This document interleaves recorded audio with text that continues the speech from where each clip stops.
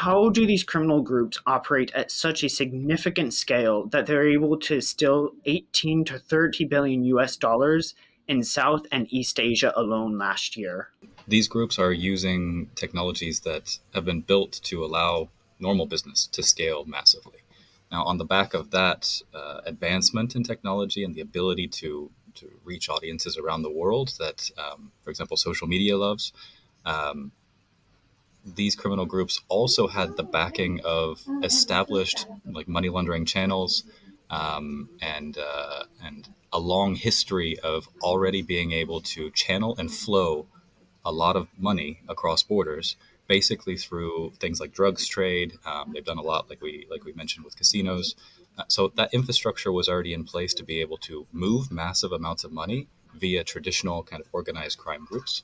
So, one of the factors in this is the people that are operating the scams. Your report suggests that many of these people are actually human trafficked and being illegally detained.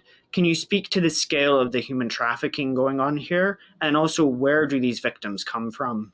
Let's just say that the problem is massive, and specifically because, again, of economic opportunities and people looking for jobs, especially. So, getting online, looking for a job that sounds too good to be true, and then eventually you go across borders, and that's kind of how the trafficking begins, is looking for legitimate job opportunities.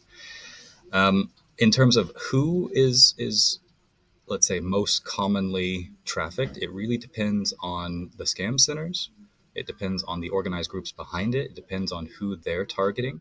The report discusses how these fraud operations, these cyber enabled fraud operations, are becoming so advanced that law enforcement is really having a difficult time keeping pace with them. Can you discuss a little bit about what law enforcement and NGOs can do to catch up to these fraud groups? So criminal justice process still fits in that. We have to be much more agile and quick about how that process works. So there's some steps we can take there, just speeding up the way that criminal justice works in every country.